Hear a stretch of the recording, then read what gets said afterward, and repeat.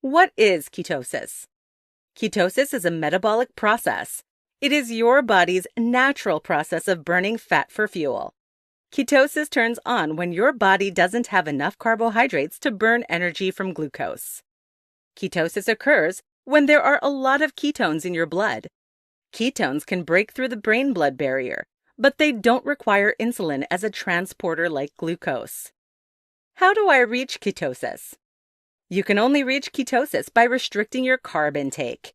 You need to eat less than 50 grams of carbohydrates a day for about 3 to 4 days before ketosis actually kicks in for most healthy people. After that, you must maintain your low carbohydrate intake to sustain your ketosis.